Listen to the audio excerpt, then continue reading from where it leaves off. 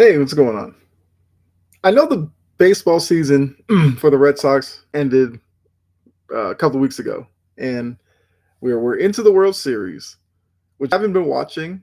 It's been compelling. They have Game Five coming up here, I believe Wednesday night. Series is tied 2-2. We know we hear it with every sport in the playoffs. It's a best of seven series.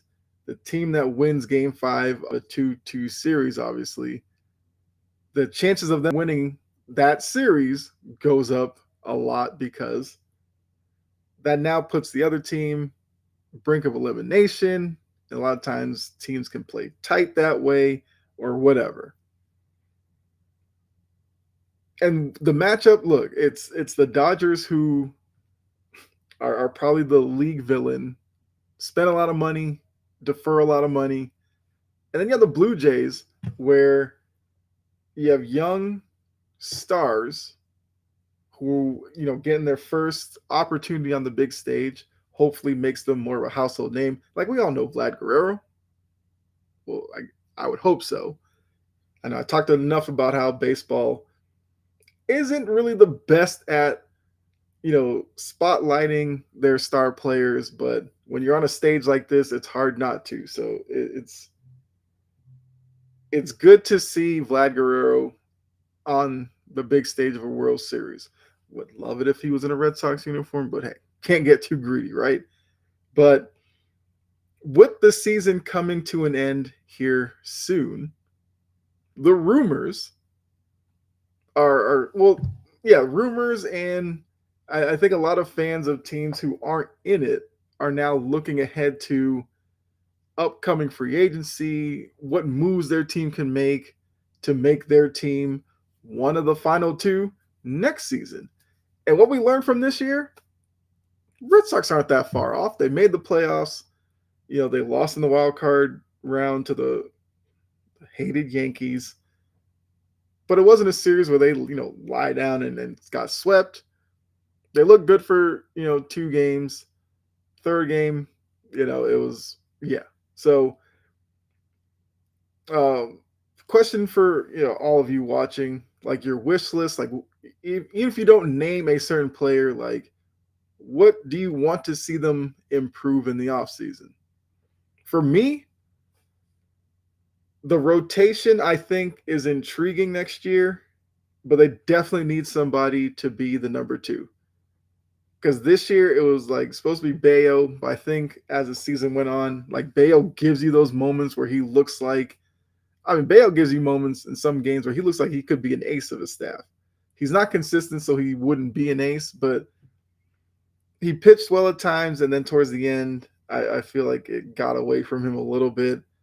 So if next year he was your number three, you'd feel really good about that. Crochet's obviously going to be your one. After Bayo, maybe I'm, jumping too fast into this, but I feel like the early was Connolly early kid.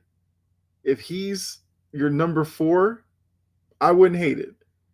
And then between Dobbins, who's coming back, who will be coming off an injury, actually both of them, Dobbins and Cutter Crawford.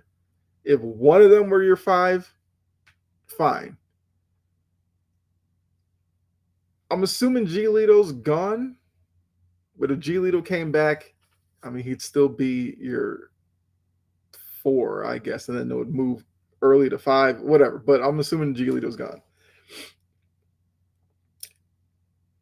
Who could they get to be a legit number two? There was the flirtation with Joe Ryan. So part of me is like, do they not just go back to the table with Minnesota and try to get that deal done and bring Joe Ryan in? And you're looking at Crochet, Ryan, Bayo, Early, Dobbins / Crawford. Not a terrible rotation. Do they go with another guy they kind of flirted with at the deadline, Alcantara from the Marlins? Crochet, Alcantara, Bayo. Like it's not a bad rotation. Alcantara came off injury last year, had some rough spots this past season, but he seemed to end it really well. which I feel like would make it enticing for the Red Sox to potentially go there again. Maybe somebody else. I've heard like Hunter Green could be available from the Reds, the thrower with them. That would be a interesting pickup. Crochet, who can, throw it up there 98 or so. Green, who can throw like 100. Then you get Bayo with his changeup and everything. Like, that could be a good, good 1, 2, 3. So I think starting pitching has to be definitely a big ticket item in the offseason. And I feel like I guess Kennedy or whoever, Red Sox management, whenever they talk about it, like they seem like they are going to be aggressive this offseason. They do have that Devers money that San Francisco took off their hands. They have that to spend now. Even though there's no salary cap or anything, you guys know that. But that Devers money is what Red Sox fans are going to be looking at. You traded him away, the whole contract. What do you do with that money? So if they get a frontline starter, cool. But can't stop there. The lineup is going to need probably a legit big bat. The Yankees series, it seemed like the bats got quiet. So they would need, I guess first base would be the obvious space to look. Casas will be coming back from injury next year. I don't know how you feel about Casas. I'm okay with him. But even if you want to go like platoon with Casas being a lefty, the lineup probably could use a right-handed bat. The obvious name is going to be Alonso, who is going to be a free agent from the Mets.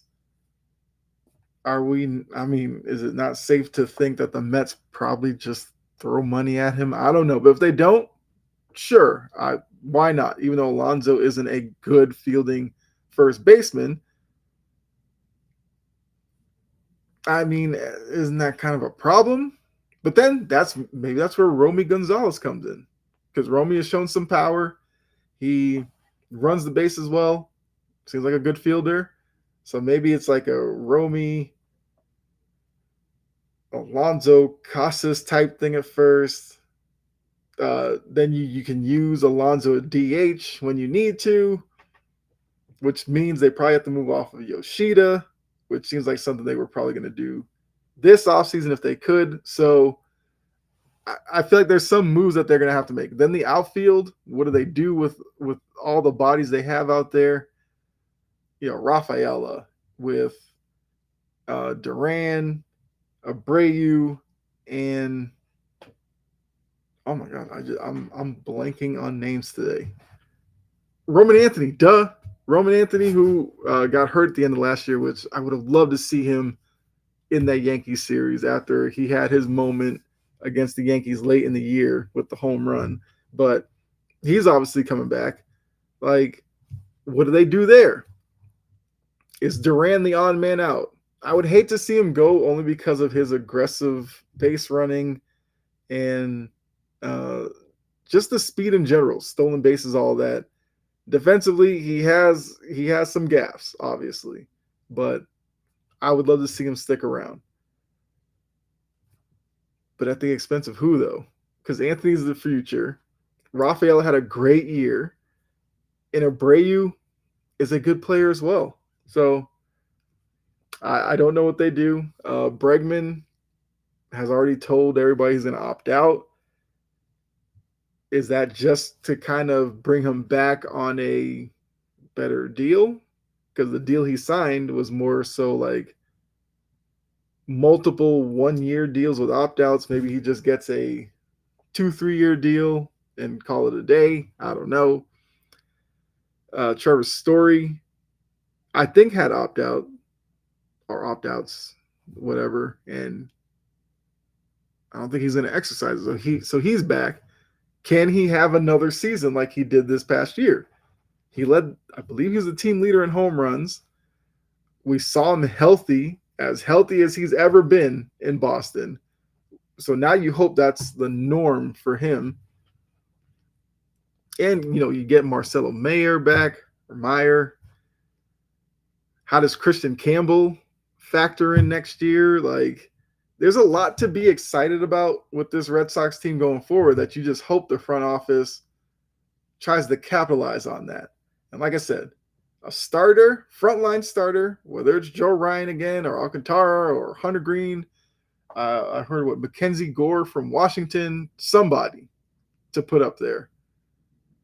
Tariq Skubal, I can't believe that until I see that. People are talking about like him actually being available. Like, why would Detroit do that? I don't know. So, yeah, that's where my head's at with the Red Sox with the upcoming offseason. Like, what do you think they should do? Do you think they have opened the door on a championship kind of window here? What do you think? I think they have. I think they have some good young pieces that if they continue to grow together, this could be a really good team next year. But like I said, get a right-handed power bat, preferably first base. I guess they have some first base, third base versatility.